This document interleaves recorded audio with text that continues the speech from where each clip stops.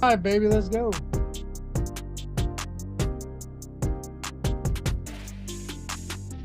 Yo, good morning, everybody. Welcome to the Stochastic.com NFL Marathon Matchup Strategy Show. You know what it means. We're here every single game for the main slate in week 5, only 10. That is beautiful.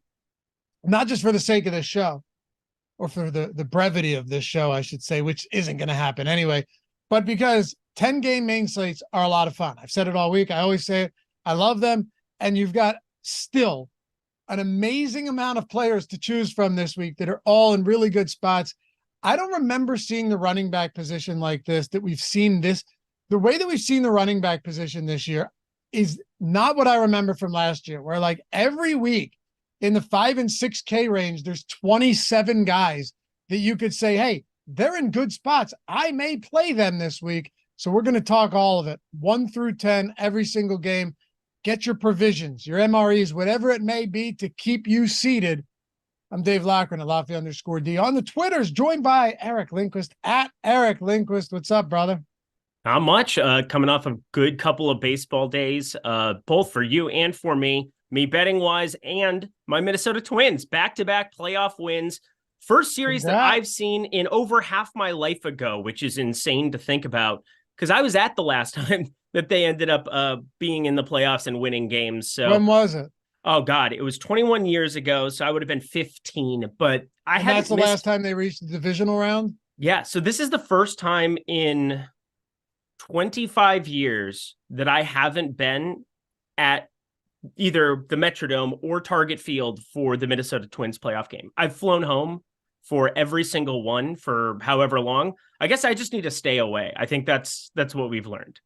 So what were they? Just like wild card games then that they've been to? Because no, so they didn't have the wild card. They were in the I know playoffs, the wild card's new, ALTS. But I believe they got to a 1-game wild card playoff a few years ago and lost. Yes, so we did that with the Bomba squad. That was Yankee. No, that was the divisional one when they used to do the playoff for the division. Still, we played Cleveland at home and lost.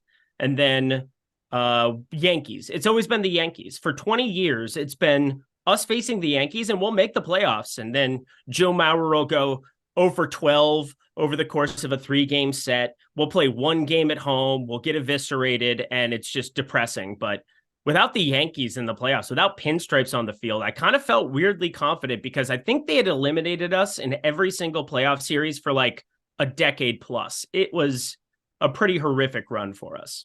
And also your division's just garbage every year. Oh, trash. Absolute trash. The worst division in baseball by far. Happy you guys are hanging out with us this morning, or maybe it's Thursday afternoon or Friday night, or you're working the graveyard shift on Saturday. Doesn't matter. Take a single second, hit that thumbs up, atone for your sins here on the Strategy Show, and leave a comment down below. We try and read and respond to all these. I love seeing the comments from you guys that are watching after the fact. Love chat, getting involved. And if you're listening or wanted to listen in podcast form with the phone off, maybe you're driving, all of our shows get uploaded in podcast form, and we have podcast exclusive content. We keep it to 25, 30 minutes. Ben and I had a really awesome breakdown this week, single entry and 3-max, went over all the winners from last week, look at the type of contest and lineups that have won these big contests, provide our own thoughts, take that information as food for thought going into the following week. Really helpful stuff from me. Hopefully it'll be helpful for you as well. And then Friday, we've got the afternoon slate breakdown. Make sure to bookmark that to listen Sunday afternoon if things get squirrely. All right. Oh, by the way, yesterday on the show with Neil, somebody had mentioned in chat, he's like, we need a name for the community. And I was like, damn, how have I never thought of that? And, you know, I'm always saying like atone for your sins and all that stuff. Somebody had tweeted at me that we should call them the sinners. And I don't know. I kind of dig it. But we'll have to figure out some. Jordan shakes his head no. Well, then give me your best idea, pal. What do you have? Unmute yourself. I don't know. I think dude, bro. I don't know. What's your best idea? I don't have one right now, but definitely not the sinners. Figured you absolute Judas. But you absolute what? Why is your stream? Why did you mute your mic for the stream? Put your mic hot. Why would you do that? Is insane, dude. Okay. Put your mic hot so we can have a conversation. I can't talk to a ghost. I just don't think that's the right word to use for, this. I don't know, this group. We shouldn't use that. Well, we all are with sin. Yeah. We have to cleanse ourselves. Okay. In the waters. Anyway, give me some ideas. Let me know what you think. Jordan, I want some ideas. If you're going to adamantly shake your head no, I want some good. I want your favorite idea by the end of this. Just give me one that you like. And maybe I'll love it. Anyway, let's talk about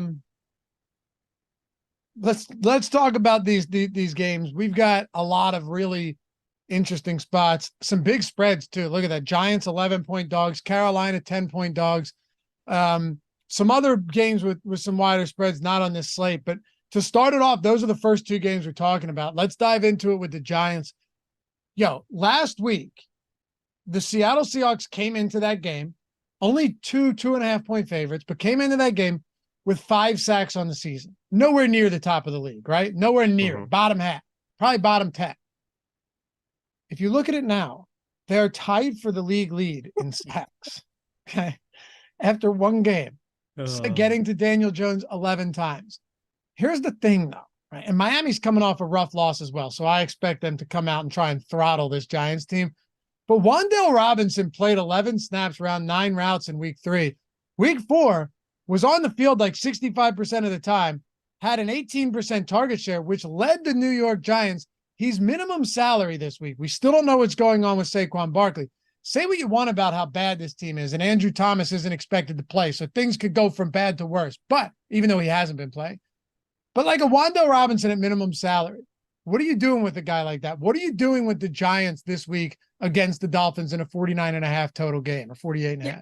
I think you got to take some shots on it for sure. They give you access to the top tier of player, the tier that has the McCaffreys of the world that you kind of want to be getting to. Obviously, he's not on this slate, but you've got, Saquon, if he ends up showing up here in this game on the other side, maybe it can be a little bit more competitive, and you can look at this as being more of a shootout. If you don't have Saquon, I'm not super intrigued to try to make Breida any kind of a thing, but this wide receiver position did change kind of on a dime last time out. You also saw Jalen Hyatt kind of play a little bit more, didn't necessarily do anything with it, just 2 catches for 10 yards, but you're seeing the likes of Slayton. He's still going to probably be leading this team in routes ran, but you're going to see less Paris Campbell, less Isaiah Hodgins, it would seem to me. And that creates opportunities for a flat 3K Robinson to perhaps, right now there's a lot of places across the industry that are projecting him for the highest fantasy outcome out of everybody from this New York Giants side. And I think that's probably correct based on what we saw last week. And what we saw in week 3. Yeah, it's definitely changing. It's going to be more of him and Jalen Hyatt. I think you might as well, if you're going to be 1-3, if you're not going to be protecting, also Paris Campbell's just not going to be that guy for you. Paris Campbell is dust. I don't know how he did what he did in Indianapolis for a time being, but you go back and watch that game and just not getting any separation whatsoever, and just kind of got taken off the field there. It was kind of about time that they took him out to pasture. So Wan'Dale Robinson, flat 3K, he'll be a talking point all the way up until Sunday. But again, it's volatile chalk. I think it really depends on whether you're going to be game stacking this, what else you're getting with your lineup, how different you're getting, because there's some options on a 10-game slate here where you're going to have some pronounced chalk. And if he gets to 20-25% as the guy that people want to get to, I would probably be all right hitting eject on it. For sure. Yeah. The minimum salary is nice. And the fact that look, targets per route run when you're looking at a guy like him is really nice. Mm-hmm. They also just have nobody else. That's the one encouraging thing. If you look at this team, you go, and you had mentioned Jalen Hyatt. You look at this team, you go, it's not like there's really anybody in the way. There's no one in the way there, right? Like Slayton, Hodgins, any of these guys, Shepard, who is just, perennial ACL tear. There's nobody in the way outside of Darren Waller. But yeah, I think it's a good play. The question is, like, if you're stacking Daniel Jones and just maybe he has a good game, I don't see a way that you can comfortably double stack him. For me, it would just be a single stack and hope that he can rely on his legs as well. See, I'm probably in the opposite end of that. I think that there's an opportunity to get to Jalen Hyatt I just think they're going to have to throw all game long if this is going to be a shootout. And you could get Darren Waller 5,400 to maybe have a pulse for the first time in a long time, but only 3 targets, super disappointing. I don't think you had any time whatsoever for Daniel Jones back there, to be fair. And I know he wasn't exactly good, and you got, iPads getting thrown around, but Darren Waller, I think, makes an interesting double with any one of these pieces. Specifically, Hyatt and Robinson are the 2 that I'm looking at. If I'm not going to be playing Robinson and looking for some type of leverage, probably going to be him. And then Darius Slayton, 4,100, still going to be on the field a bunch. I think he's probably the next guy up out of the pecking order for me. But yeah, the 3K goes a long way for you. 3,600 for Hyatt gives you a little bit of leverage there. But I got to say, Hodgins and Campbell, those are pieces that I will not be intertwining in lineups. Yeah.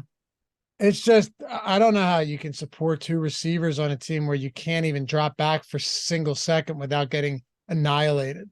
Well, I guess Saquon Barkley is probably a big piece of news, because don't you think that adds a ton of opportunity to at least like put Daniel Jones with Saquon? I know that Daniel Jones, a lot of his massive upside games where we've seen him run a little bit and put things up over the course of the last couple of years, specifically his rookie season, where you could just see him run for 100 as well. I don't know if that's necessarily what it is, but like, I would love doubles of a Saquon Robinson or a Saquon Darren Waller running it back with Achane or Mostert, trying to make something happen in that regard, where we've seen Miami's ground game be extremely effective from time to time. And I think that there's definitely shootout potential that could occur with that path of building.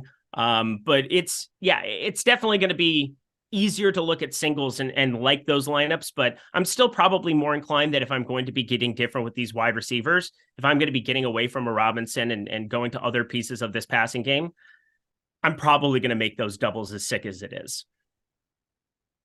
On the other side with Miami, the backfield is the spot that intrigues me the most, because you have Devon Achane, who, and I mentioned yesterday, I'm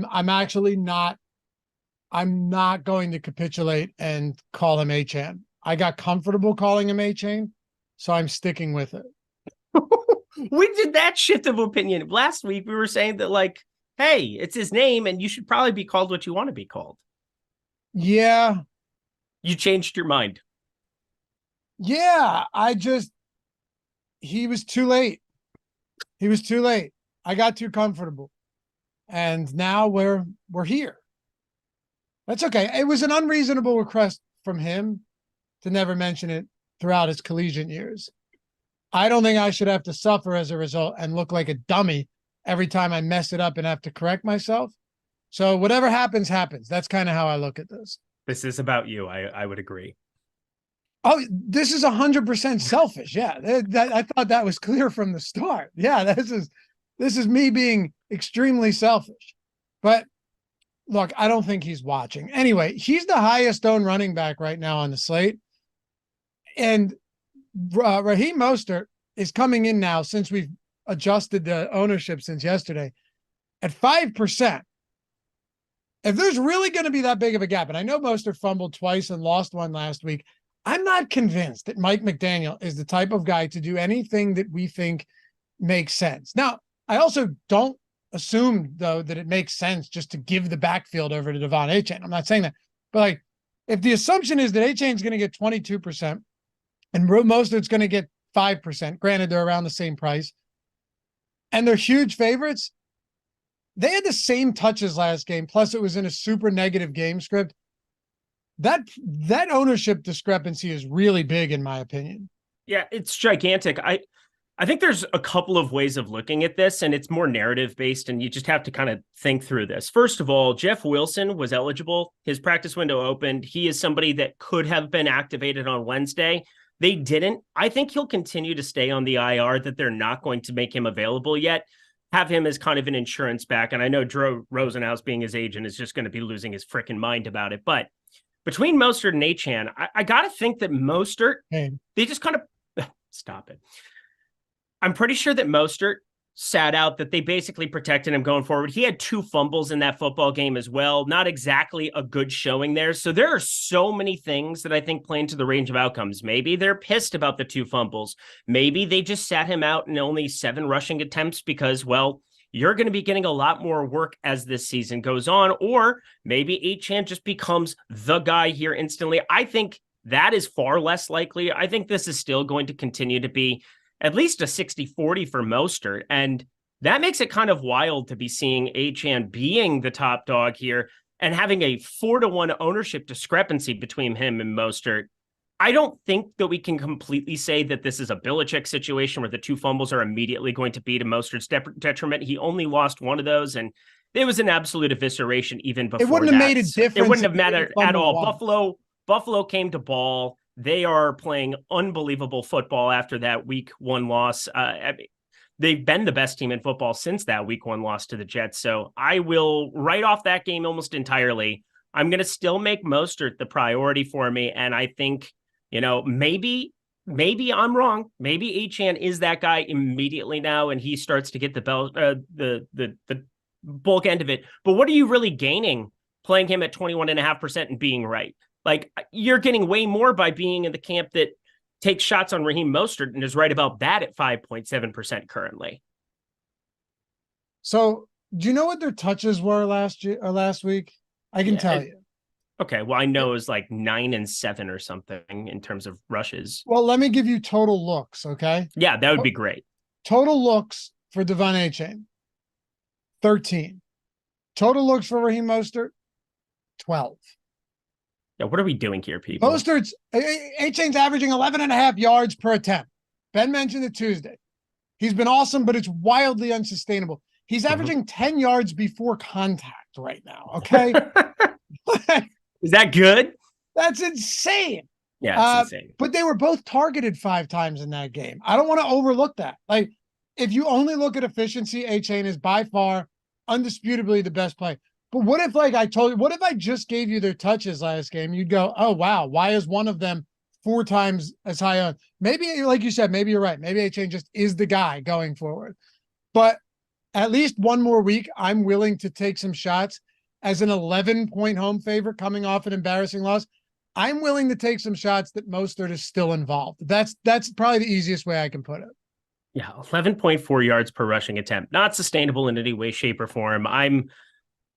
For me, I just don't think that anybody knows. We aren't going to get anything from McDaniel that says, it's going to be Achane starting. We're not going to get any word about anything like that. I'd find that highly unlikely. If we do, I would change my tune. But right now, I think the field's just fucking out of their minds. What are you doing with the passing game?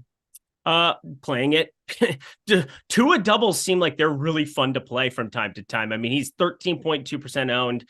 He's massively owned here on this slate, and he should be. This is a Giants defense that you just saw. They don't have a whole lot of ammunition on that side of the ball. I mean, obviously, they've got their deficiencies in terms of their offense, but outside of Dexter Lawrence in the middle, I don't find anybody intriguing. Thibodeau's going to probably turn into one of the most disappointing picks that we've seen from a number 1 pick in quite some time. Yeah, I do like Isaiah Simmons. Obviously, coming from Arizona, he's continued to show some decent enough form at the linebacking position. But these corners between Jackson, Flott, Banks, they're just terrible. It's a secondary that's exploitable. And Tyreek Hill, second out of 113 ranked PFF wide receivers this season. That's not going to surprise anybody. I think what the question is what do you think the outlook is here for Jalen Waddle going forward? Because he's still $7,500. He hasn't gotten more than 6 targets in a game yet this season. And I know last week is an outlier that you kind of have to throw away, but even before his injury, we're talking about week 1, week 2.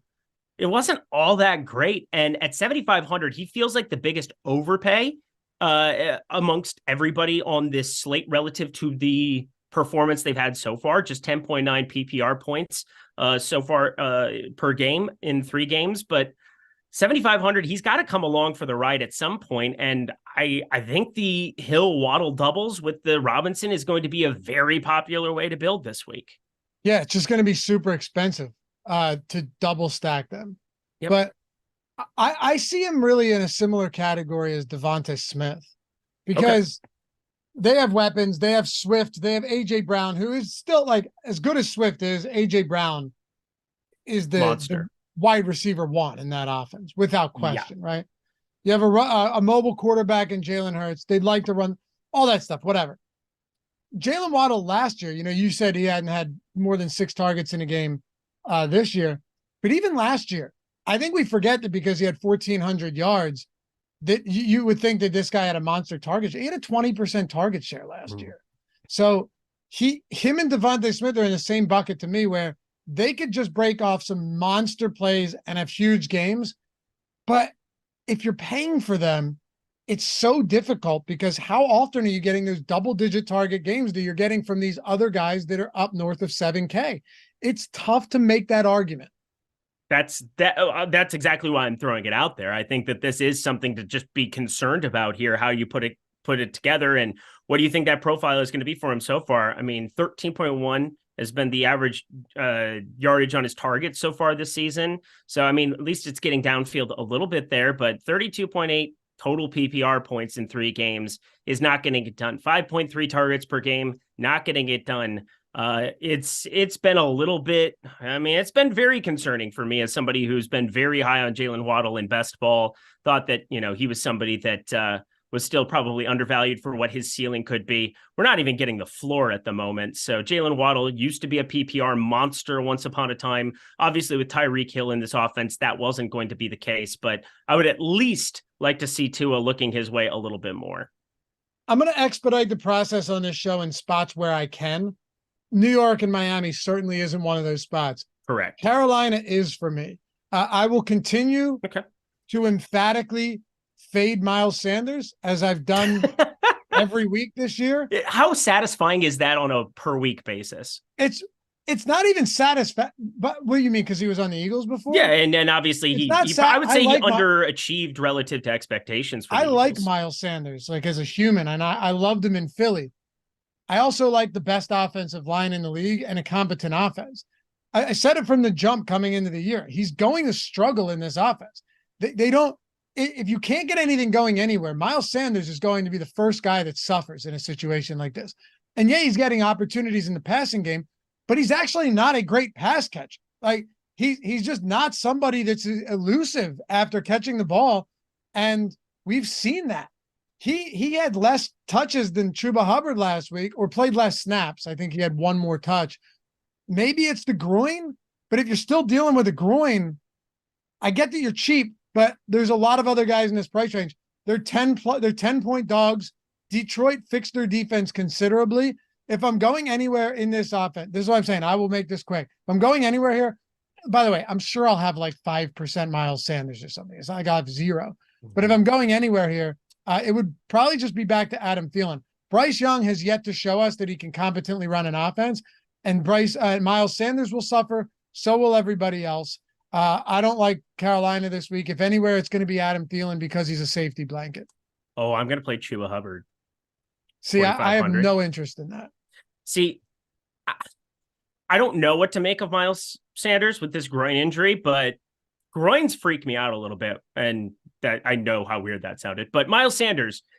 Well, it depends what sex you're talking about. Otherwise, it would make perfect sense. So Chuba Hubbard's 4,500 over on DraftKings, and I feel like there at least has to be something noticed. What he wasn't efficient with his touches, 14 for 41, but he was out on the field more than Miles Sanders. And if he's limited in any way, shape, or form, or re-aggravates it or anything like that, you're talking about 4,500 to get different at a position that I think, obviously there's a lot of paths to go build at running back. As you said before, there are so many ways to go about it, but not at 4,500. There aren't, unless you're going to talk about Tyler Algier somehow against Houston, just seeing a majority of the workload in like a blowout win. Not saying that that's not possible, but I mean, Hubbard, I think, can have a better passing game role. We saw him in that garbage time touchdown situation that ended up going to Thielen, not him, but the garbage time spot in week 2 against the Saints. And you saw some pretty efficient carries from him there. I guess just 2 for 8, but just watching that drive in general seemed like the tide could have been turning at that point in time. And then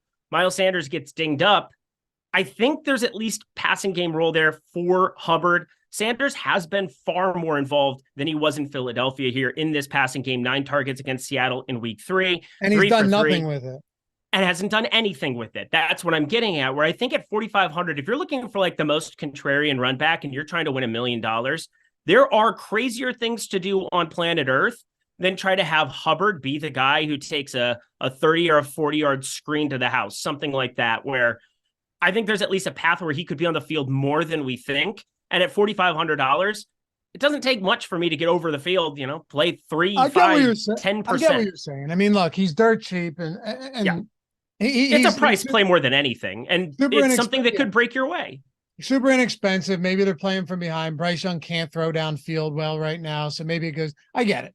But when you talk about this, you're not talking about like heavy exposure. You're no. This is not like the Derrick Henry last week where he was like 15, 20% in my lineup. No. Okay, we're on the same page now.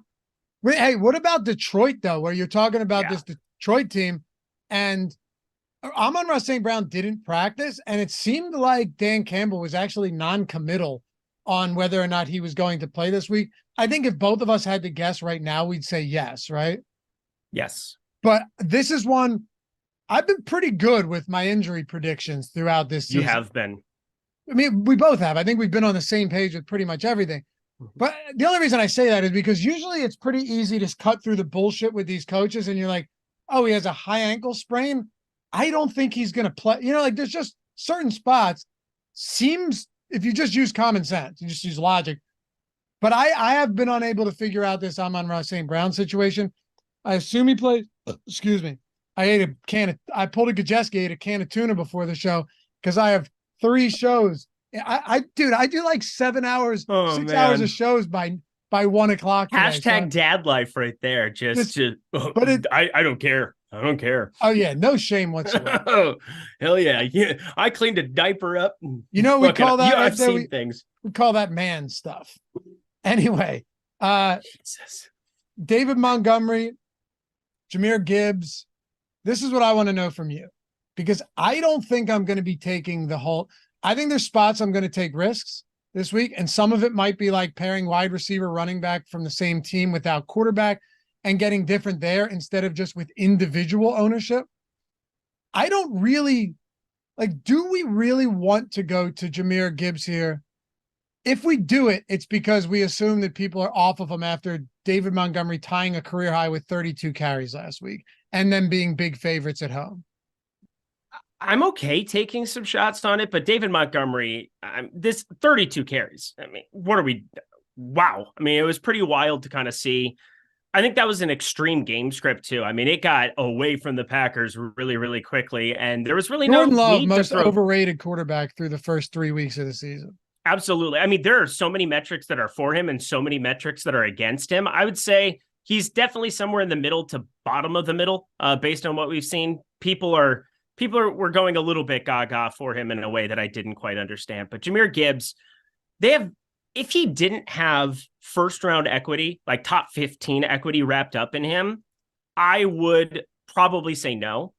But he's still somebody that they went out and used a ton of equity on. And I can't imagine he just sits on the sideline and watches David Montgomery in a neutralish game script carry the ball 30 times. That's just crazy. I think we both agreed that that's a little bit of an outlier. Now, did they keep Jahmyr Gibbs completely off the field? No, he still had 8 carries, still had 5 targets. I'm still pretty happy with a decent amount of a workload there going up against the 28th worst. Well, sorry, giving up the 28th, wanted to be 4th most points to the running back position through the first 4 weeks due to the Carolina Panthers. So there's enough to go around where I think if Jahmyr Gibbs is mixed in 35% of the time, he's got big playability that he's shown pretty much every single week. It's just a question of will it pop at some point there, because in week 3, it was disappointing against Atlanta that he had 17 for 80 as mega chalk, didn't really get mixed in the passing game, but they were in control of that game from start to finish, defensively locked down Atlanta, and they just kind of played it close to the chest. So Jahmyr Gibbs, I don't completely hate it, but it's not nearly as enticing of a situation as what we talked about with Miami with Mostert. For sure. Now, let me ask you this, though. Would you rather a 5% Jahmyr Gibbs at 5,900 or an 8% Breece Hall at 5,400? Oh, 5,400 Breece Hall by a mile. Me too. I'll die on that hill this week. I am going to get just torched if that is coach speak. I am going to die. But can I tell you why I don't think it is coach speak? You know what? Should we wait till we get there? Well, I mean, you have to understand, I'm an Iowa State grad, and between Brock Purdy and Breece Hall and David Montgomery and Alan Lazard, like Alan Lazard sucks, but Breece Hall is the best football player that I have ever seen play for Iowa State, and it's not remotely close. The things he was able to do and the patches he was able to fill and the runs that he was making, and it's not like aggressively mean running. It's like, oh, I'm just going to avoid you here. Good luck tackling me later. He is truly one of my favorite running backs to ever watch play football, period, let alone for my own college football team. So Breece Hall getting, the kitty gloves off. I know Michael Carter's still playing. I know Dalvin Cook's still playing. And I know we're not even talking about that game, but I don't care. He would be my highest owned running back right now at 5,400 if the slate started right now. Me too. I can't believe we're on the same page with that. Jamal Charles is my favorite running back ever. You guys know that. It's fair. If he didn't get hurt, he might go down in history as one of the greatest he really is one of the greatest running backs ever. Look at everything he's done before the two non-contact ACL tears, right? That's a fact. Mm-hmm. Breece Hall, the moment he came into the league, immediately vaulted towards the top of like, if this guy stays healthy, he's going to be one of the best. I think he is potentially that good. Yeah. So I do too. I mean, he doesn't have, I don't even know how to describe him as a back though, because part of my head is like Barry Sanders, but it's not like shifty jukey because he'll still take contact and he'll still do things that, you're being asked to do on the inside zone on certain things where it's just like Breece Hall is an anomaly. He can get to the outside. He can just torch you there too. He's got speed, power, catches footballs at a high clip. I mean, I'm over the moon with that guy. Any interest in Detroit's passing game before we move this on? So everybody's going to talk about the fact that Mr. Jameson Williams gets activated. I don't really care. He didn't play over 25% of snaps I don't care over the course of last season. I don't care if he ends up being active here for this one. Don't play him at 4K. Some people might say, oh, he has big playability. He had one touchdown last year, one catch last year over the course of however many targets, however many games at the end of the season. So I really don't care whatsoever. If you get Amon-Ra St. Brown out, I think the guy who's most likely to take on some of that role is going to be Khalif Raymond. But I mean, it's such a distant difference between the two of them. Amon-Ra St. Brown, you're not going to get any kind of like direct substitution for it. I would be far more inclined to go to Sam Laporta, your boy at 5K, to get targeted like crazy if something were to surprisingly happen to St. Brown. Yeah. Khalif Raymond's running about 50%, lining up in the slot about 50% of the time. He'll take the slot over completely. Yeah. Amon-Ra St. Brown 51% of the time. I would love for people to be like, oh, Jameson Williams, shiny new toy. Let me go to him. And then Khalif Raymond and Josh Reynolds too. Like, I don't care if he's not lining up in the slot. That there's 10 targets per game have to go somewhere. But Laporta would become excellent. That dude's awesome, man. So good. He doesn't baby. Doesn't look like a rookie. That one grab he made towards the sideline against Green Bay in that first half, you watch that and you go, dude looked like Travis Kelce there. Obviously got a long way to go, but I think he could be the next, the next tight end where we're actually talking about drafting them early in fantasy drafts and paying a premium. Where you might have to, because it's such a talent gap between the Kelce, Andrews, Kittle, and then it falls off a cliff, and it always will, it would seem like. And Sam Laporta is the first guy in a while that feels like he could insert himself into that conversation over the offseason. No question. All right, so let's talk about Baltimore. Pittsburgh. Oh God. Oh, what a fun game we've got on our hands here. I think 38 totals are fun, huh? I think Pittsburgh covers, by the way. I do too. Yeah, we're on the same page. Yeah. Yep. Yeah. Just get Najee Harris, fire him to the moon. Get this guy out of here. Dude, he averaged 5 yards per attempt last game. The team stinks. I have way too much Najee Harris. I feel like he had a decent game, but they just are horrible. Anyway, whatever. Besides the point. Yeah. Mark Andrews, maybe. Like, Odell Beckham's expected back. The one thing I will say about this backfield, and I wanted to mention this to you, because even if you guys don't want to use it for this week, store this in the back of your minds for weeks going forward. So I tweeted out just like backfield trends from week 4 going into week 5. Like, are certain guys separating themselves from the pack and timeshares? And I was really surprised with the Ravens. Edwards saw 15 carries and 3 targets last game. Okay. Wasn't good. He wasn't effective. And Lamar Jackson had the only 2 goal line carries, but 69% of snaps in that backfield, 15 routes run. Hill and Gordon saw 3 carries apiece. So for the first time this season, we actually saw a running back after Dobbins went down. We actually saw a running back really separate in that backfield, and it was Gus Edwards. I just don't think at the price and the matchup that you're really looking there this week, but I'm going to keep that stored in the mind going forward for good matchups, because that was significant to me. Aside from that, outside of some Mark Andrews, maybe some sprinkles of Zay Flowers, I don't want to go to Baltimore. No, it's pretty tough. I'll take some shots on Lamar Jackson if he's going to be 1.9% owned. Sure. That's a given. On a 10-game slate, you reduce the games. You're getting such. I mean, the rushing upside is back. Like, since J.K. Dobbins went out, I said it after week 1. I was like, I think there could be a flip where you just have to have Lamar Jackson be involved in the running game to make things work, to at least create some kind of deception there. And then they've had, Bateman dinged up. They had Odell out for a while. You get both of them back here. Zay Flowers, he's okay there for me, but I probably will not have a lot of him either. It's pretty much going to be Lamar Jackson, Mark Andrews, move on with my life. I can't really see myself wanting to do anything else here with Baltimore. Pittsburgh, just at home, decent enough defense that I don't want to be screwing around with too much here, but it's a 1.9% owned Lamar Jackson, and that's going to exist on just about any slate where I'm going to make that recommendation. And then on the other side with Pittsburgh, God, I still can't believe Freiermuth was 15% owned in the Millie last week. That's just... He was? Yeah, dude. Oh, by the way, What was Hawkinson? I don't know. Oh, I got to double check. I didn't even double check the bet, the Taco Bell bet. I will find it right now. Okay. Might have to be Venmoing you. I have a feeling it didn't get that high. I was a little bit surprised that people didn't talk themselves onto Minnesota and that total didn't move. And then, of course, they're right. And the game just is a dud. Yeah.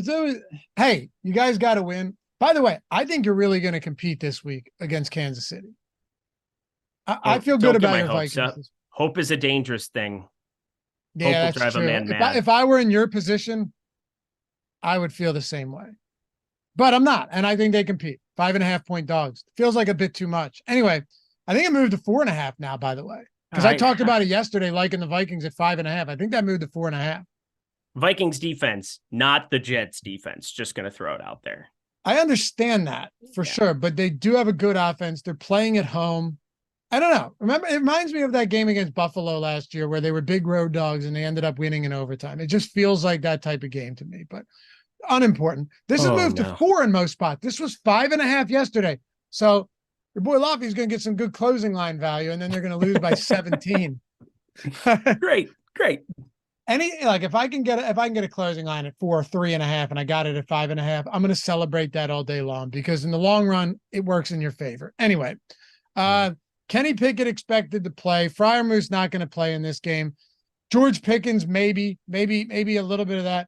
Honestly, this game is mostly a fade to me. I think it's a real low scoring, underwhelming, AFC North battle, fun game to watch potentially because it's going to be violent, but maybe not the best game to play for DFS. We'll keep this one quick. Any spots you're really keying in on for the Steelers? Not really. I could see some George Pickens, but now I know it's a 10-game slate, and so you're going to get caught by surprise with ownership for quite a few players. But seeing Pickens and then Austin pulling 7.7% ownership, not my favorite things on earth to click those buttons at those numbers against a Baltimore secondary. So I do think Pittsburgh is going to defensively be able to do a lot of things to stop Baltimore. I do think on the other side of this one that it becomes just that same backfield split of Warren and Harris, and it becomes impossible to really differentiate who you'd possibly want to go click on. So for me, probably just going to be staying away from the entire thing. I will say Connor Hayward, what, 2% owned. He just goes in that bucket of tight ends at the flat min that you could be throwing in. Yeah. Yeah, it's possible. I mean, dead min, bad tight end positions, just bad every week. I get it. Especially bad this week. Houston and Atlanta. By the way, guys, if you wanted to check out all of our tools and you wanted to do so and get in the door for free for the entirety of the week, I mean, I'll say it once. I said it once. I'll say it a million times. No better time to do it than Thursday. You're getting Thursday night football for all of our tools. The lineup simulator, the contest generator, the post lineup simulator is so cool. It is really helping me refine my process to see all of what happened and what the lineups looked like if they were, positively simulated ROI lineups, all of that. Super helpful. You're getting ownership projections. You're getting the top stack tool. You're getting the boom bust tool. All of the showdown tools, the lineup generator, premium Discord, no add-ons needed. Every single tool that we have for NFL, you get free for the week when you sign up at Owner's Box. Deposit a minimum of $10, although they have a $500 first match deposit bonus. So if you have the means, max it. Yeah, we're fine. Take advantage of the overlay and do that. Okay? Do that. Get the free week. That's one thing I would say for you. All right? Simple as that. If you're already... The easiest way to look at this is you're getting Thursday night football, you're getting Sunday main slate, Sunday London game, you're getting Monday night football, Sunday night showdown slate, and you're going to have the tools for next Thursday as well. All of that 100% for free when you sign up on Owner's Box. There's been huge overlay, super flex contest. Don't have to play a defense. Go ahead and make that happen. All right. Link in the description and in chat. We'll throw that in chat as well. You're fine, dude. It's an hour and a half show. We're fine. All right. So talk to me about the Houston Texans on the road, coming off 2 big wins. I think this is a come down to earth spot. Maybe I'm reading this wrong, but I just love Bijan Robinson this week. I truly love Bijan Robinson this week. That's my favorite play from this game. Okay. I'll start with the Houston side. It's kind of like when Happy Gilmore goes back to Chubbs and he's like, you were right. I was wrong. You were smart. I was dumb. You're good looking. I'm less attractive.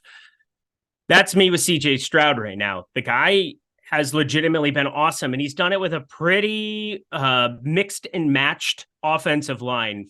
5 starters out for this offensive line here right now, and he is still taking his time making reads. If you go back and redo this draft, yeah, Anthony Richardson probably goes 1 instead of Bryce Young, but then I don't think CJ Stroud moves. I mean, CJ Stroud has been that dude. He's airing it out. He's making everybody fantasy viable, and he looks legitimately good in the pocket to me. I think that there's a lot of crow that I'm going to have to eat if he continues to play this well, and it is what it is. But like, the nice thing about daily fantasy is that I can do something about it. I can still look at Nico Collins, Tank Dell, and get invested. I think Robert Woods is a great contrarian piece at 4K going up against Atlanta here. It is a dome. It creates that opportunity where, you can play a little up-tempo game. I like the Bijan Robinson call out. I don't know how you get to anything on the passing side from Atlanta. They're the most frustrating team ever with Arthur Smith, but there's no doubt that Nico Collins, Tank Dell, Robert Woods, these guys are going to have fantasy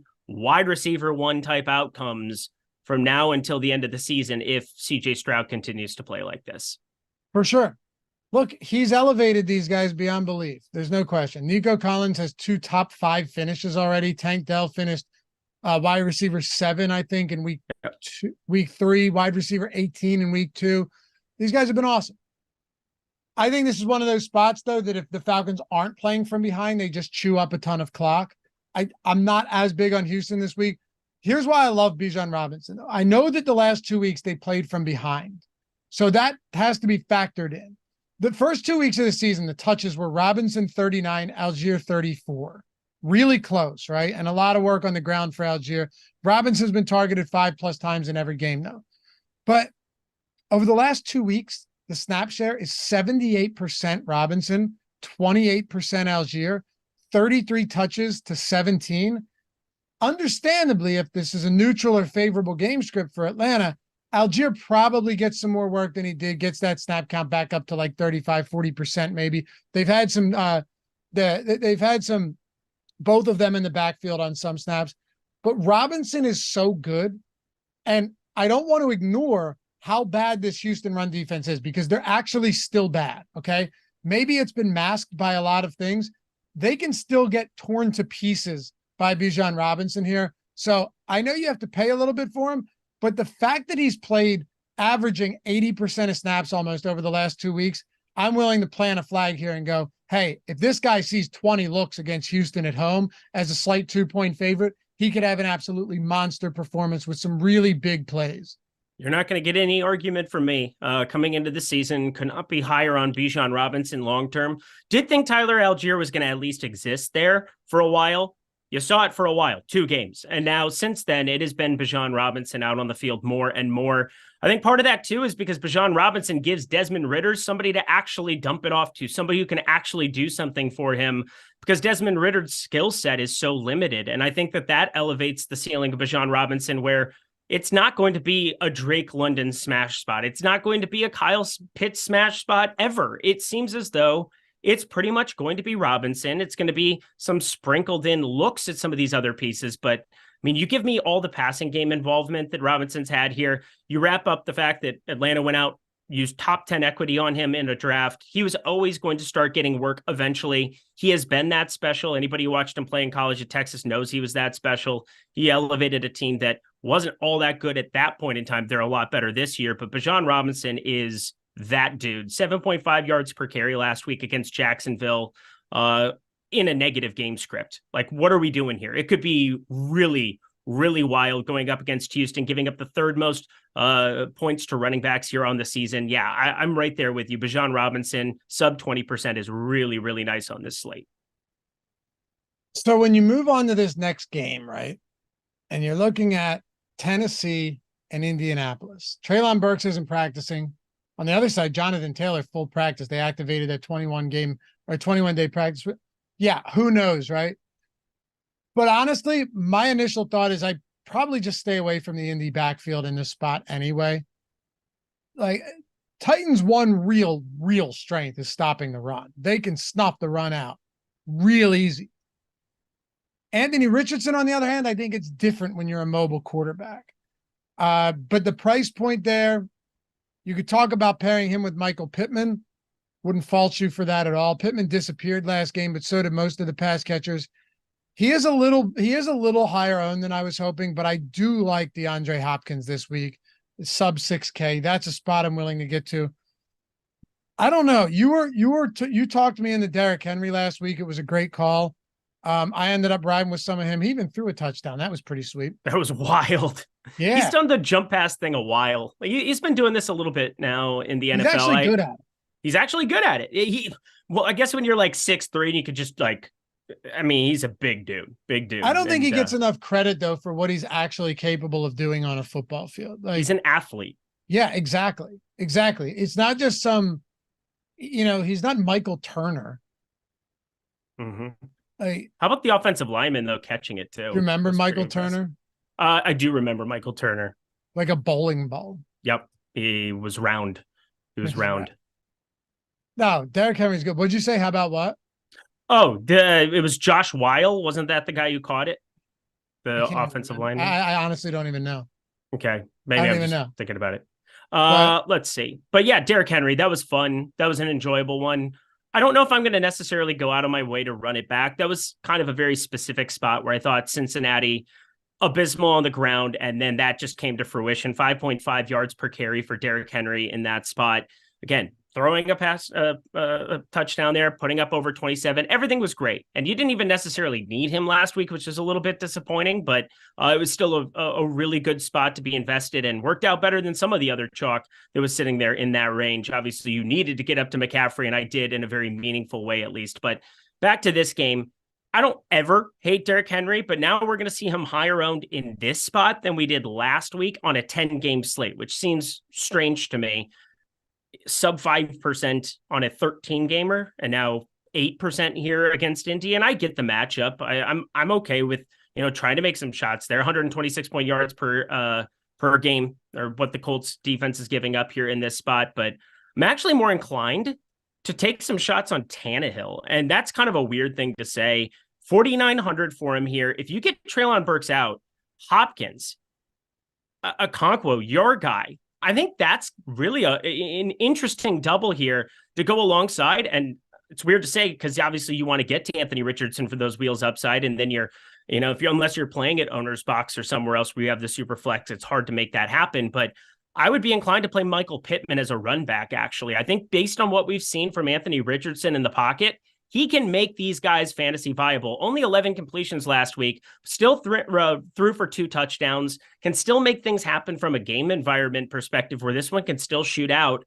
And I think because of how bad this secondary is on the Titans side, giving up just gobs and gobs of yards and opportunity to wide receivers, Michael Pittman is that dude. So Michael Pittman as a run back to Ryan Tannehill, not something that I expected coming into week 10, but there are only so many paths to getting truly different on it. And this is one that I think is actually pretty viable. I don't think you're crazy for that at all. I mean, it's going to be uncomfortable, but later in the show, I'm going to tell you that I think Joshua Dobbs is viable. So nope, I can't. So I'm excited for that one. Oh boy. Josh Dobbs. It's James Conner season. It's always James Conner season. Well, I think James Conner is very viable as well. I love James Conner this week. But when you look at that Joshua Dobbs rushing upside, how different really is he from Justin Fields at this point? I mean, that's terrifying that's something to be said. What'd you say? I said that's kind of terrifying that that's something that can actually be said. I'm just saying Justin Fields on the season, like you haven't seen much of that, and people continuously play him at a much, much more expensive price point. We'll get there though. Don't worry. Ben made a Tannehill case too this week. Oh God. What's that? Ben made a Tannehill case this week as well. He did. Yeah. Jesus Ben Christ. had some Tannehill interest. Oh, Three things, guys. One, if you're looking to get that sweet, sweet free week of all of our tools, it's $200 a month, by the way. So if you're looking for owners, signing up on Owner's Box with the link in the description, it's in there, and you don't need a promo code. I wanted to mention that. People always ask. Jordan threw the link in the chat as well. Minimum $10 deposit, $500 first match deposit bonus, and Superflex, where you could naked run Anthony Richardson. Yeah, without anybody in there. Or you can do some really, really tricky stuff in that Superflex with the quarterback and make lineups that are super unique in a format that hasn't been done yet, that hasn't really been solved yet. Number 2, Jonathan Taylor got in a full practice. He said he feels great. That's good and all. I wouldn't be shocked at all if it's like a straight split with him and Zach Moss in week 5 against the tough run defense. Personally, I don't feel like trying to figure that out. I know he's cheap, but I don't personally feel like trying to figure that out. Not to mention all of the issues between him and the front office. I'll pass. We had that question in chat. Number 3. He told the owner to go F himself. Yeah, I know. Number 3. What? Joel Embiid is playing in the 2024 Olympics for Team USA. And that is awesome. He was the big recruit. Everybody wanted him. I'm glad that we locked in. He has French citizenship too, right? Well, yeah, I guess, Cameroonian is. Cameroonian. I heard that he was choosing between them and France, USA and France. I'm glad he's playing with USA, and I can tell you this much. This roster's fucking loaded, dude. It's insane. So my wife and I are talking about possibly going because we went to Paris this last year. It was the best time of our lives. And I was like, wouldn't it be amazing to go to the Olympics and go That'd be awesome. Go watch the marathon. You can go watch that from a million different places because, it's obviously going throughout the entire city. Go back to some of the spots and see some Olympic venue stuff. It would be awesome. Just keep me away from those smug French folk. Oh, stop. They get such a bad rap. They were the nicest people ever. And yes, we were paying them for food. And they were nice until the moment you walk away. Fucking Americans. Oh yeah, because we've never done that ever as Americans to anybody. I think Americans are the most well-balanced people out. Oh my God. I'm truly just calm, in control. I've never been to France, but I like to use stereotypes in that sense, and it's fun. I think you would actually love it. Paris is your kind of a city. I'm sure that, listen, dude, I'm sure it's all overblown. I'm sure, just like when you see someone talk about Americans, where it's like a lot of what you're saying is true, but it's obvious that you've never been here. But every foreigner just assumes that literally all 300 plus million Americans are above 700 pounds and bedridden.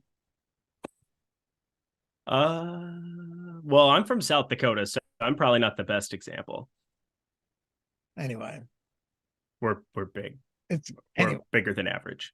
gonna be it's gonna be a fun Olympics. I'm looking forward to it. Sure is.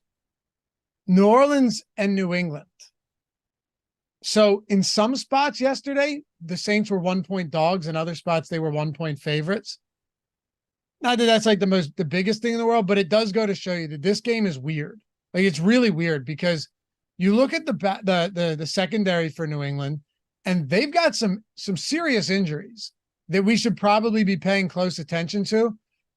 But then on the Saints side, as Ben likes to call them, a bizarro freak show on offense. Could he have been any more accurate? Could he have been any more accurate? That is incredible. On the same week that Alvin Kamara has 33 yards on 13 receptions, could he have been any more accurate than that? But I don't know, man. This is a weird game. I assume that Derek Carr and the AC joint is better because he clearly wasn't 100%, but Christian Gonzalez is doubtful. We don't know if Jonathan Jones is going to play. That could be an issue. Maybe Chris Olave in this matchup, if you're missing like two top boundary corners, is going to be in play. Michael Thomas is super cheap. Kamara's workload was massive last game. He came in and immediately played like all the snaps, like 80% or something. So, and the problem with New England is that offense is just dreadful right now. They said Ezekiel Elliott was going to get starter reps, got firmly outsnapped and touched by Ramondre Stevenson in a blowout loss to the Cowboys. I'll say it once, I'll say it again. Really weird game. It's a weird game. Probably my least favorite to look at on the entire slate. I know we have totals lower, like 38 Baltimore, Pittsburgh, but because of Mark Andrews' existence, I at least think you like have to entertain some ideas about it. I don't really have that feeling with this game. I know Alvin Kamara, you give him 13 targets on any other, 14 targets, 13 catches in any other spot, probably looking all right there. Tampa Bay just had the clamps down. It was a pretty simple spot for him here. I do feel as though I would rather have Jameis Winston at 4,800 out there, but that's apparently not ever going to be a thing ever again here. So is what it is. I mean, Derek Carr shouldn't have been out there. Maybe again, we'll pay attention to the news as it gets closer here. There's at least a part of me that thinks Jameis Winston should be the guy that's back there, based on what we saw from Derek Carr there, just incapable of throwing the ball downfield. And again, just everything dumping off to Kamara. If it's going to be Derek Carr again, I don't think you can besmirch the fact that Kamara has that kind of upside to be able to take something to the house if you're giving him 10, 15 targets. Nobody else is going to get mixed in there based on what we saw, other than maybe some Kendre Miller to a certain extent, but like it is all Alvin Kamara. That's the only piece that I really have in this game, unless you're trying to make a case for Hunter Henry, in which case, sure, tight end sucks. I'd go back to a little Michael Thomas, but that's about it. Only because he's cheap and he's getting no ownership. But that's fair. Christian Gonzalez out as well. It's a bummer for New England. Shout out the Ducks, Oregon. He had been one of the best corners in all of football. Torn labrum situation. I don't completely hate the Michael Thomas idea, mainly because he was going to be one of the bigger body corners that was going to be matching up against Michael Thomas. Without him on the field, it's going to be some unknown. Yeah, exactly. And we have Ramondre Stevenson getting ownership right now, but I'm fully off of that. Like he's been really bad. And I know they've had some tough matchups, Dallas, the Jets, the Eagles, right? Like they've definitely had some difficult matchups, but the Saints run defense is very good too. So it's not like this is any easier in week 5. You can count me out on that.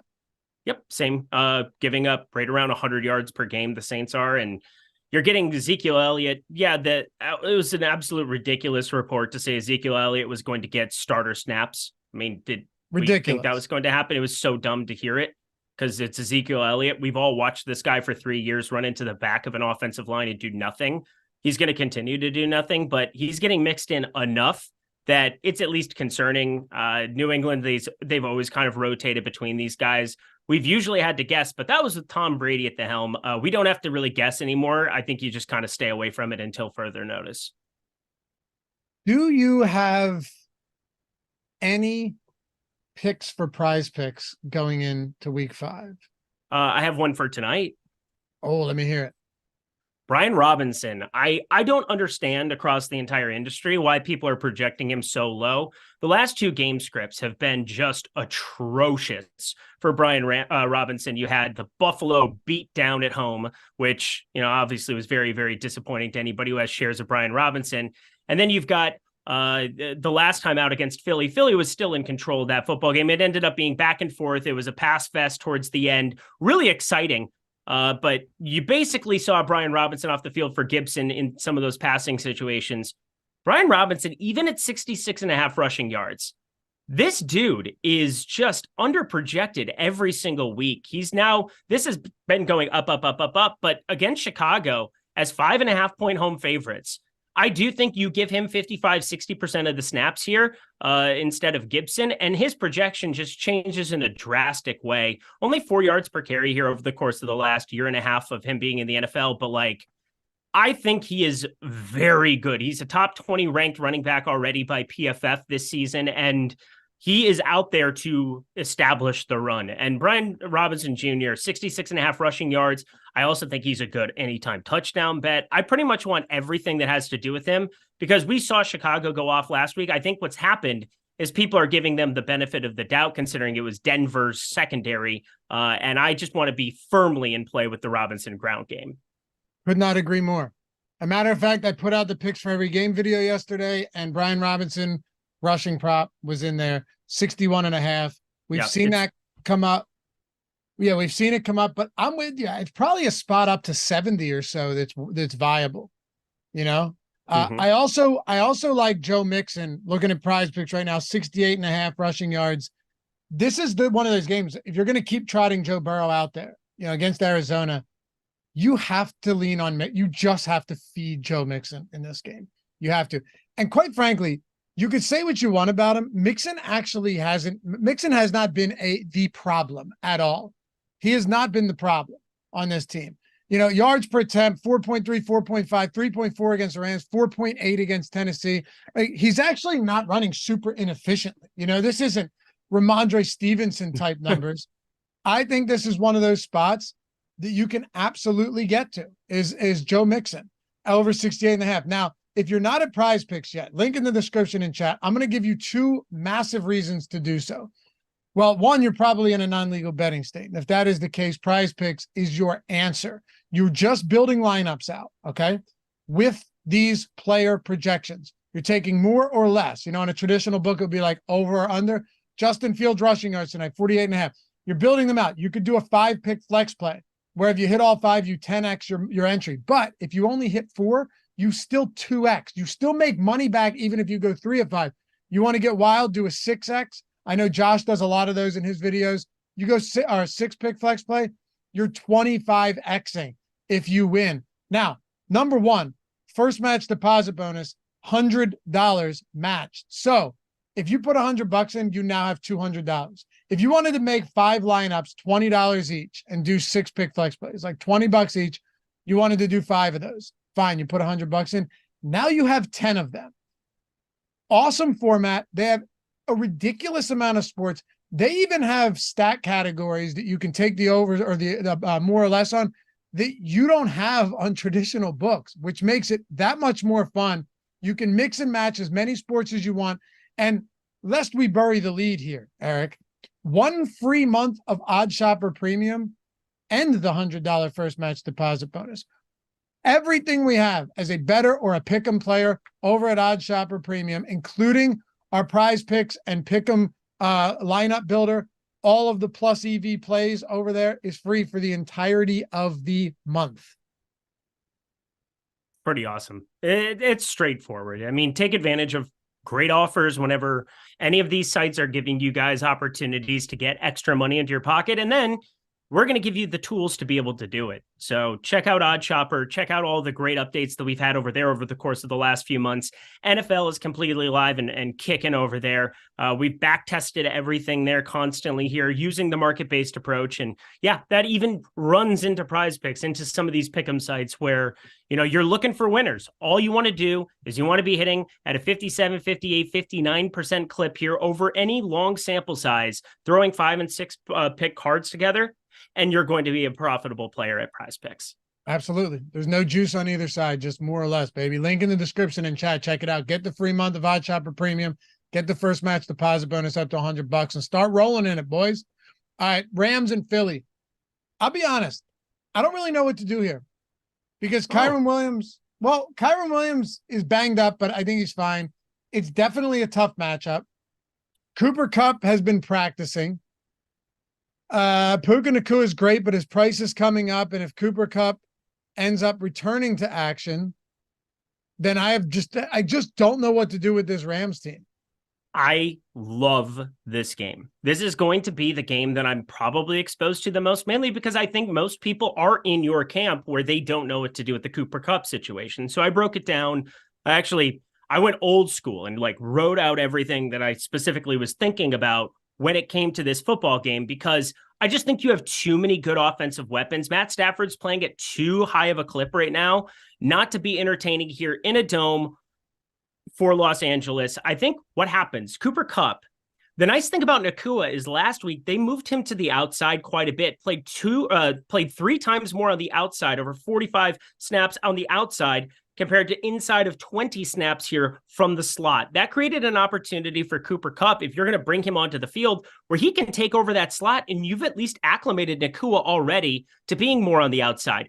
Earlier, we did see Nacua playing a lot more of the slot role, but Tutu Atwell, he's been all right there in spots. I think what happens immediately, Van Jefferson comes off the field.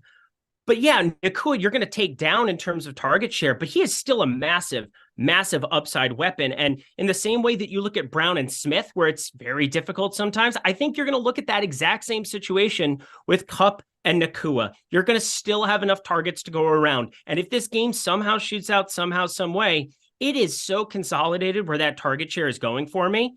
I really find it simple to be able to put Stafford with Kupp and Nacua and move on with my life, running it back with another piece, be it DeAndre Swift. I do think Dallas Goedert's probably the tough one for me to get a handle on, because he's been completely uninvolved. There is coach speak, Sirianni, saying that they have to get him more involved. Well, when is that going to be? Because seems like things are going well, running the football with Swift, making things happen. And I find it to be a pretty clear-cut game for me, how I want to at least stack up the Rams. And then with Jalen Hurts, I mean, it's just going to constantly be Brown and Smith for me.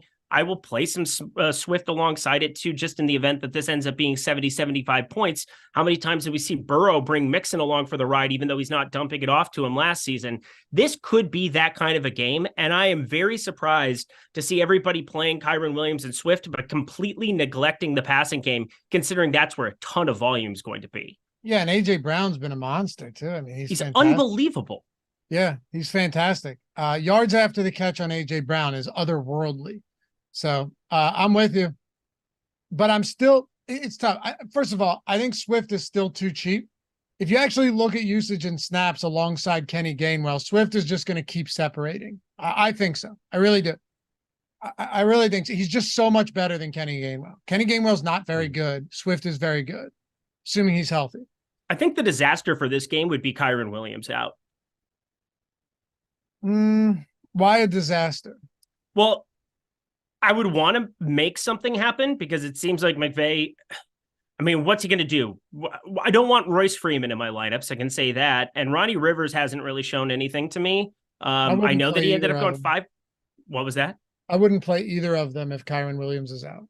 Okay. Well, that's fair then. I feel like there's a part of me that would have to click on Ronnie Rivers as somebody who, I feel like there's just such an opportunity for 75, 80% of the snaps, because anything you've seen from Royce Freeman, even going back to college at the tail end there at Oregon, I'm not all that impressed by him. You know, the issue that I've been having with these really cheap running backs, I'll tell you, is that, and this is what I mentioned right at the beginning of the show, the issue that I have is that there's so many good running backs at low 5K price points every week that I'm not really sure if saving $1,000 is going to help me. I'm not saying that it's nothing, but Ronnie Rivers is 4,600. Breece Hall is 5,400. I'd be out of my mind even to try and get cute there and be like, well, people won't play Ronnie Rivers. I'd be out of my mind to save $800 for a guy that saw his first snaps of the season last week and goes up against that Eagles defensive front. Yeah, and I mean, we've got that game environment of Minnesota, Kansas City, where you've got Madison and Pacheco there at 5,700. My Yeah, guy they're James cheap. Conner at 5,800. Brees Hall 5,400. We both identified as just jam spot. So I think that that's a really good point by you. I think for me, it's obviously a huge sacrifice in terms of projection. I don't know what we would end up having Rivers projected for here, but I feel like the sliding scale and the range of outcomes for what that snap share would be for a guy like Ronnie Rivers is just so up there, mainly because he has the passing game involvement. Royce Freeman has zero, just basically passing game upside whatsoever. And so if the Rams, unless they're up early, which I don't think there's a ton of game scripts where we'd be looking at that without Kyron Williams along for the ride, but I think Ronnie Rivers probably finds himself out on the field a little bit more. So I think that would just be a headache for me going into Sunday. Maybe a way of like identifying just a differentiation. But yeah, it would not be better in terms of projection, but what it would make your lineup look like is just completely different than everybody else's. And I think that there's always a case for that when you're talking about 150,000 people in a tournament. Tyler Higbee, if Cooper Kupp doesn't play, is interesting too. Ball out quick, middle of the field. He's the type of guy that could really exploit this matchup. 11 targets last time against Indy. Yeah, we felt like it was coming at some point in time. He and Stafford did have some good rapport. Nice to see a game script there where Higbee was involved a little bit more. You identified that with Minnesota, where they didn't really get out the ball out of their hands quick enough there in the early going against Philadelphia, Tampa Bay. Same thing, just no ability to get it away quickly to somebody like Godwin or Otten in that spot as well. I mean, Philadelphia, that pass rush is going to be ridiculous all year long. There's still going to be concerns you have for how this Rams offensive line holds up. This is truly just like a play absolutely everything from it game, including the defenses.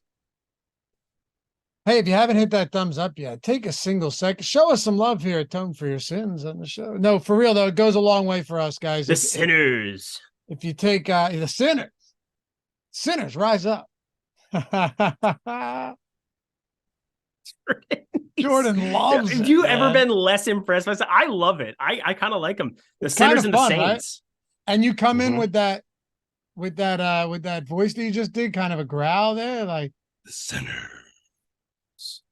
Rise up, baby. All right. Yeah, but help us get to 100 here and subscribe to the channel. Cincinnati and Arizona.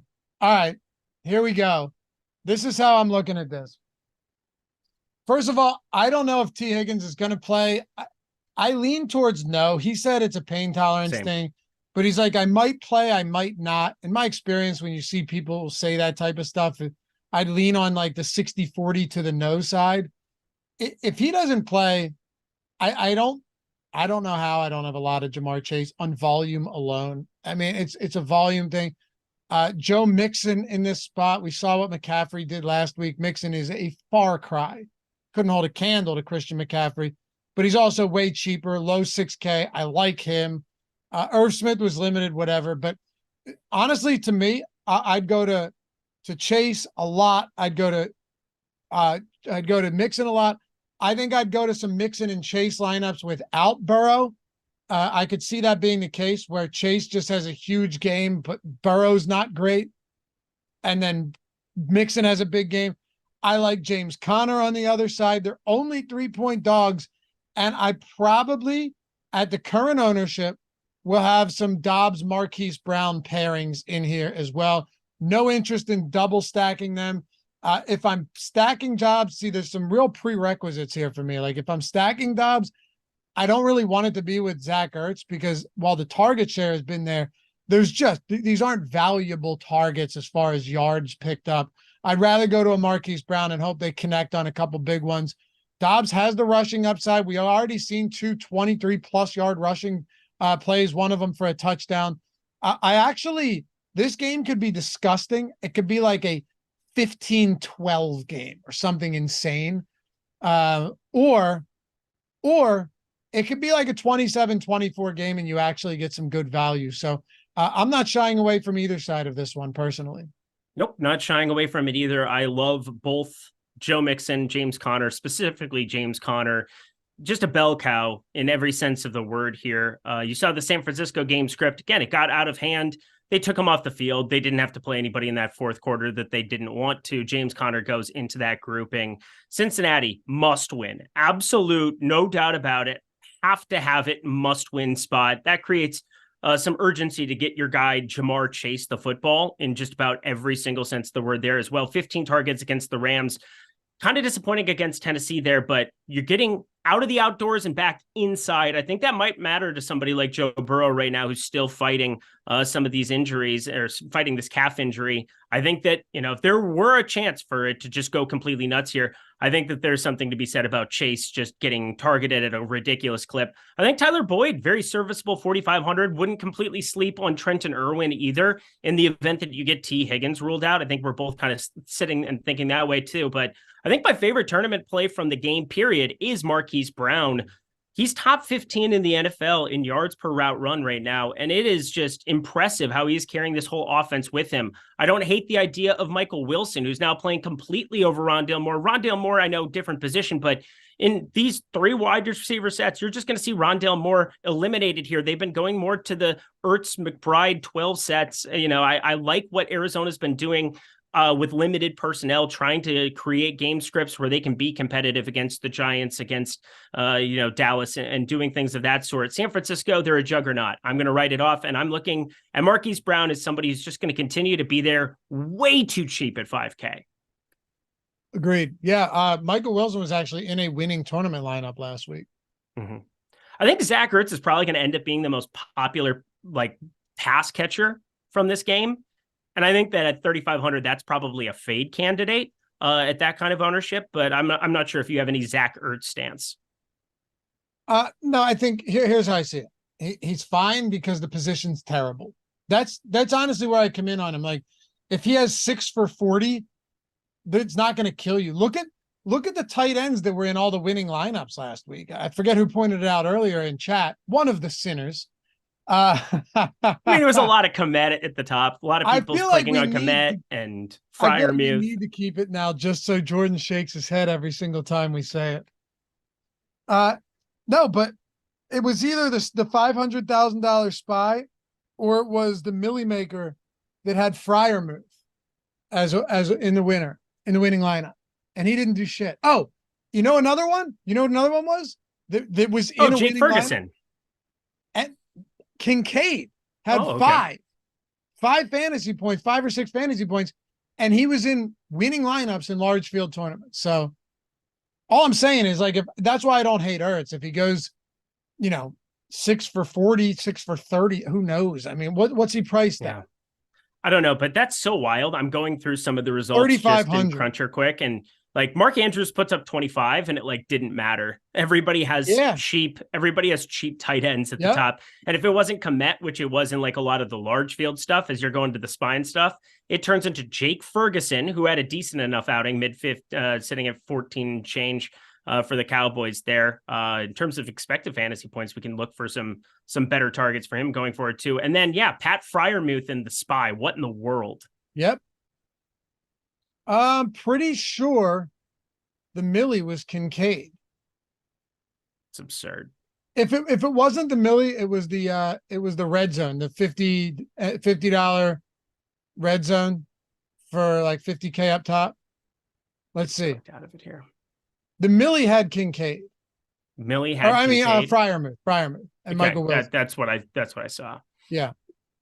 Michael Wilson. Crazy though, right? Pretty crazy. What a shot in the dark that was that worked out. I think the spy, that guy had that Millie winning lineup had or maybe I can't remember which one. I think the spy, but it had 3 or 4 guys with 5 or 6 fantasy points, and then the rest of the guys just nuked. So crazy things. Favorite plays from this game if T. Higgins doesn't play, and if he does play. We'll keep this just a quick summary of your favorite plays if he does and doesn't play. Chase, no matter what, is my favorite play, in or out. You get your ball to your best player and you let him make plays for you in a must-win spot on the road in Arizona. Their secondary isn't anything special. Then it would become Boyd, obviously, 4,500. Everybody would click on him. Trenton Irwin's really the only other wide receiver that I think will get mixed in there. I think there's probably a spot where if Irv Smith ends up on the field, for this one. Again, he returned to practice yesterday. I think he'll be good to go here. I think you could be looking at a lot of 12 personnel where they just kind of exclude somebody else from mixing in there because they don't want Andre I can't even do that. I can't even say his name, and I normally can say everybody's name. That's not normally a hitch that I have to my game, but I don't even know who that is, and they would not want him on the field. Trent Irwin would be the only other guy, period, but that would be 3,200, where if he got steamed up, I'd probably be staying away, and I'd be getting to Irv Smith. Iosivas? There you go. My brain couldn't say it. I don't know if that's right. Iosivas. It's the weirdest last name that I've read in a long time, where I couldn't understand what I was supposed to do, how I was supposed to start that sentence. Iosivas. Kick his ass, Iosivas. Okay, 2 games to go here. Not bad timing today. 10-game slate. We're doing well. Reminder to you guys, if you're looking to get in on any of our stuff, free week of all of our NFL tools for Stochastic, Owner's Box promos down there. You need the link. You don't need a promo code. Deposit $10 minimum, $500 if you want to hit the bonus. Get all of our tools. Get in on that overlay. Prize Picks, you're getting an entire month free of all of our Odd Shopper premium tools. That website's awesome. If you haven't been to Odd Shopper, dude, what we're doing over there is ridiculous. We don't talk about it a ton on the DFS side, but you're getting a $100 first match deposit bonus there. Our whole NFL Max monthly Sims package or data package are in the description. The lineup generator, if you're someone that just wants lineups, wants good plus EV lineups, and wants to be able to put a little bit of time into it, but you don't have a ton of time, maybe you're working with a smaller bankroll, that is our best bang for the buck tool, without question. Any given week, I'd put it up against any tool in the industry for someone that's playing DFS in that like type of way. It's awesome, but check them all out. Anyway, Kansas City and Minnesota. It's funny for me. I looking at all of these guys, obviously the Kelsey and Mahomes pairing is great. I'm just so tired of being wrong on who the other pass catchers are going to be. Man, I'm really tired of it. But Pacheco last week had 20 carries. Clyde Edwards-Helaire had 3. McKinnon had 3. They were essentially irrelevant in that game. Pacheco just dominated the backfield throughout the entirety of that night. He's really good. He's a good option. 5,700. I think Madison, we also saw decent enough on the ground now, over 93 yards in his last 2. I think at identical pricing, I would like to give you some kind of a lean, but I think they're both very much in play from this entire game environment. And yeah, Pacheco dominating touches. That's kind of what you wanted to see from him coming into the season. Clyde Edwards-Helaire, nice to see him kind of phased out after starting and doing some weird stuff there where I just didn't understand why they would want him on the field, period. It should just be him and McKinnon. McKinnon's going to be in like come from behind modes. I'm not going to be completely against taking a 1 or 2% shot on a revenge Jerick McKinnon spot here in Minnesota. If Minnesota can get up some scores, seems like an unlikely thing. But I mean, you laid out the case where you're like, hey, maybe Minnesota's up. If Minnesota gets out to a good start here, you could end up seeing it be more Jerick McKinnon. And that's at least intriguing at 4,900, but that is only in your largest field stuff where you're trying to win a million, you're trying to hit that one piece of differentiation. Otherwise, it's going to be Pacheco as the priority. There's no real question in my mind. Yeah, pretty much. I had some McKinnon on the afternoon slate the other week, and it's not because I love him. It's because whenever you write McKinnon off entirely, tell me I'm wrong though. Like whenever McKinnon's written off entirely is when he goes out and he has a huge game. Yep. It sucks. It sucks, dude. But it's just the way it is. Yeah, I mean, if the game script also, Andy Reid's so good at playing to certain matchups, and against the Bears, they brought in Jerick McKinnon for goal line stuff and just created opportunities and only 19 yards receiving, but 2 touchdowns. So that should tell you, Jerick McKinnon, they're not afraid to mix in some of those spots. They're the uncomfortable non-projection plays that you sometimes have to make. I think Jerick McKinnon, because it's an afternoon slate with 4 games, a nice afternoon slate on a 10-game full slate, I'll be more inclined to take those shots there than I am for the 10-gamer, but definitely somebody who should be on your radar, because I would call him maybe your second most reliable pass catcher there for Kansas City. Yeah, you're right. Now I'm going to throw it to the other side and tell you this much. I think you're going to see Alexander Mattison still get the bulk of the work, but I think he's going to lose a good handful of opportunities each week to Akers. Akers was actually a good last week, 5 for 40 something. But to be fair, Mattison had his most efficient game too, right? He had a pretty good game on the ground. He didn't score, so the fantasy totals aren't going to stand out. At this point, though, I don't really know where to go with this team. Like, pay up a premium for Justin Jefferson. Like, do the KJ Osborne and Jordan Addison stuff right now feels really precarious, and then it's TJ Hawkinson that you'd be paying up for as well. Yeah, it's, for me, a spot where Kirk Cousins is playing well enough he can bring Justin Jefferson, TJ Hawkinson along for the ride, but Cousins is now 6,900.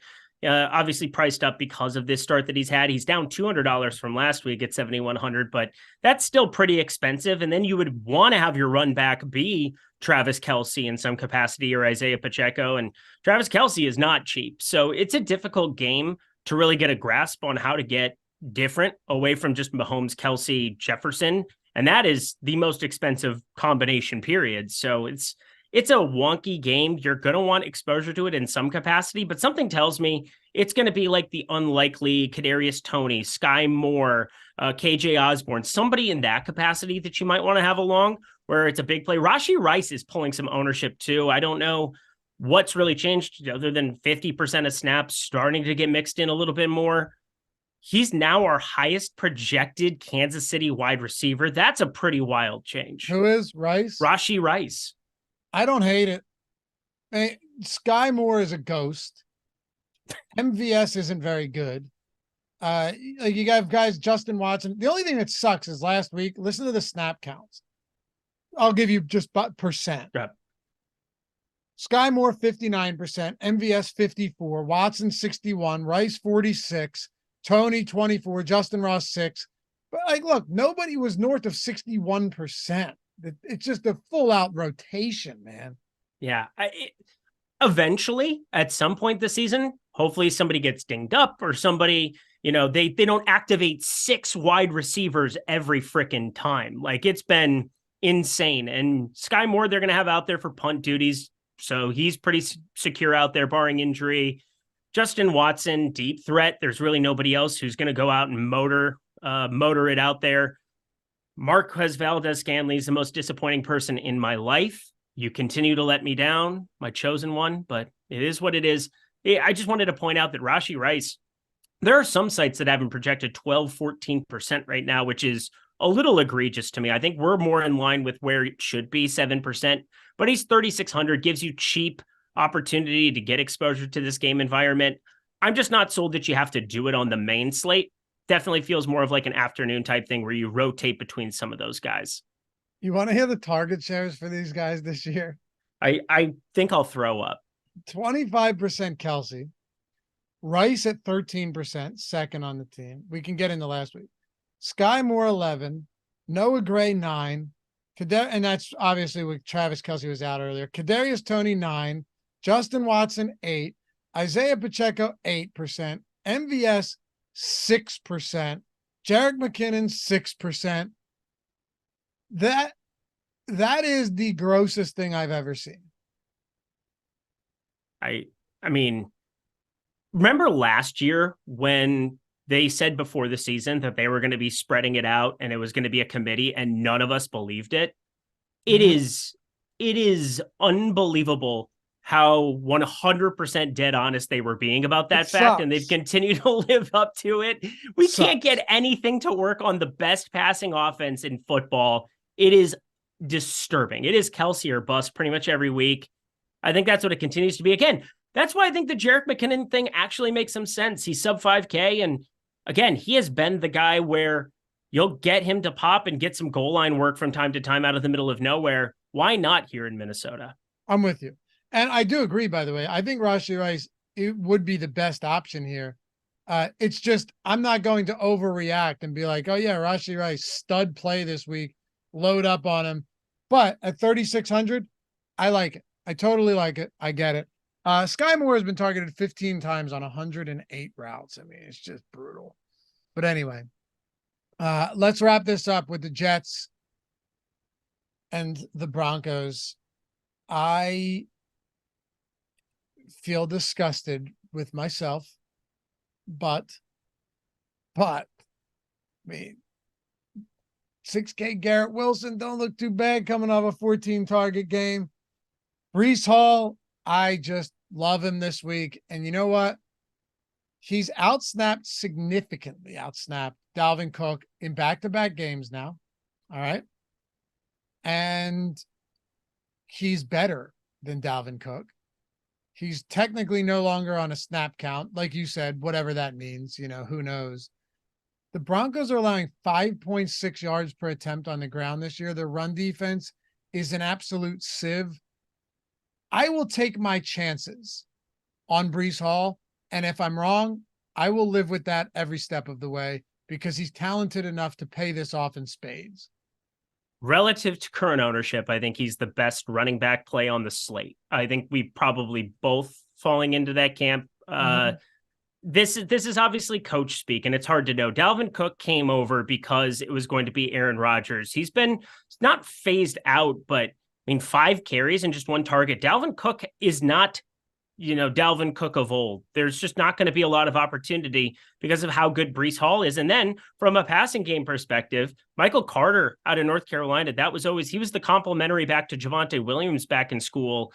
And he's been very serviceable in that role for the Jets from time to time. Going back to last season, there were times that, Michael Carter was playing even alongside Breece Hall. Breece Hall never really had like a dominant stamp on the backfield. But if you're talking about a perfectly healthy Breece Hall, he does everything. And he's 5,400. Zach Wilson looked competent for the first time in absolutely forever.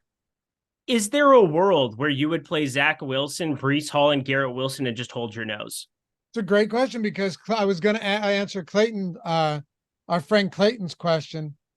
He's got that badge next to his name. I see how long he's been with us, and I know Clayton. Got to answer these questions for the boys. Jordan, for the premier sinners. Oh, yeah. Sinners. He said, God, I can't imagine someone watching the show for the first time. Like, who are these dummies? Anyway, Lobby Eric, if you guys are so cool. Yeah. I would hate me. I would hate me. If allotted one Zach Wilson stack on the day, would you use it on the main or late slate? And would you include Hall? That is the whole include Hall. I don't want to be throwing like Garrett Wilson, Allen Lazard double stacks out there with Zach Wilson. I'm just not buying into it yet. And despite Lazard's performance, he still only had a few targets on the day. Throwing Hall in there with the stack, I know where you're going to go on this. I'm personally still a no on it, but I like the Jets. I just don't want to be overexposed in any one lineup. And I personally don't think you're going to need to be. Yeah. It's really hard. I prefer Tannehill if we're going to be going sub 5K here on this week's slate from the main slate perspective. And I don't think I need to be, I know that we have Wilson, it's like 0.3 higher projection than Tannehill. I have zero interest in Desmond Ridder there. Nothing else really sub 5K is even in play there. So I'm going to say for the main slate, no. For an afternoon slate, we're talking, I'm just trying to pull up everything here and see if we have any ownership for specific. Nope, nothing yet for afternoon slate ownership, but there's just a different build that exists with a Zach Wilson, considering Josh Dobbs 5,200, Matt Stafford 5,600, who I think is rightfully pulling or going to be pulling a lot of the main ownership there, has a projection sitting around 19. I think on the afternoon slate, I might take shots, but if people are going to start steaming up Zach Wilson because of what they saw last week, please stay away. Don't do it. There's just not a whole lot to achieve doing that. I think you can get Breece Hall and Wilson into a lineup without him and probably have it still be pretty serviceable. I'm going to say no in both regards, actually, as I'm talking through it. Again, I just wanted to throw out the idea of like Zach Wilson, still not a great You know, he's average depth of target, still not where you want it to be. Still threw for under 250 passing yards, despite 39 attempts, 28 completions. He looked better. It was exciting if you're a Jets fan to at least have some sense of a pulse there. If I tried to make him work, I think I'd have to probably make it work with like a Conklin 3,200. And then I'm just getting all of the studs at like running back, wide receiver, and spending up for that kind of a capacity. But I don't think you really need to. What about getting crazy and fading Wilson, Zach Wilson, but going Garrett Wilson and Breece Hall? Yeah, so I'm saying playing those two without Zach Wilson in the same lineup. Yeah, I'm totally fine with that. Oh, I didn't know that's what you were saying. But I would do that. Yep, I think that's just fine, especially for an afternoon slate. That would be, for sure. That'd be something I'm definitely down with. I might sprinkle that into the main. Okay. I mean, there's enough target share there for Garrett Wilson. I mean, Alan Lazard, I never liked him at Iowa State. I thought he was overrated there, and definitely didn't like him wearing Packer green and gold. But as I'm looking through it, yeah, I could definitely see myself playing the two together.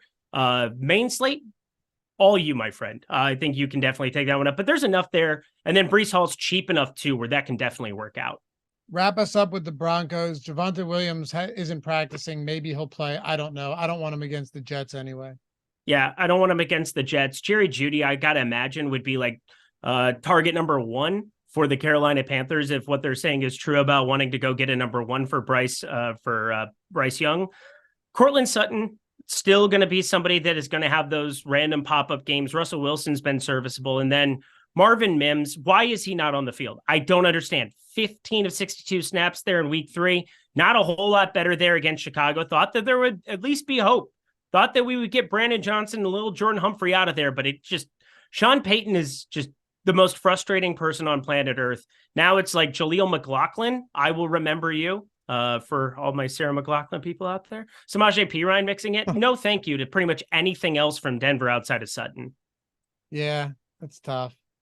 Marvin Mims is averaging like 6.7 yards per route run on the year. You got to get him the ball more. What are we doing here? I just have him stashed on every bench. I'm just hoping. For sure. But in like Millie Maker style tournaments, I think he's actually still fine. Especially if you're going to see a potentially popular Rashee Rice or something like that, you know? Right. I like that call. There's your leverage spot. No one, against the Jets, I don't think a ton of people are going to go to Marvin Mims, not playing a lot of snaps. But all right, hey, appreciate you guys. Follow Eric at Eric Lindquist on Twitter. Me at Loughy_D, LOUGHY_D. Well, we may disagree with Jordan Klein once in a while, but we love him and he does a great job. Although he sins quite a bit. Got to get like a trademark send off, like a so long, sinner. Yeah, I just want to appreciate you guys. You're the best. We'll see you back here next week on the Strategy Show. Remember, tomorrow's Strategy Show, 11 o'clock, tournament strategy show on Saturday, and it all culminates with a 3.5-hour live stream leading up to week 5, starting at 9:30 Eastern Sunday morning. And for everything that we've got betting, my video's out. Picks for every game came out last night. I got a single game video for today. Eric's long form, awesome video for week 5's coming out tomorrow. Be on that. Come join us on the Odd Shopper channel. We just hit 90K subs. Thanks to many of you guys, and we'll see you back here for the next one. Peace.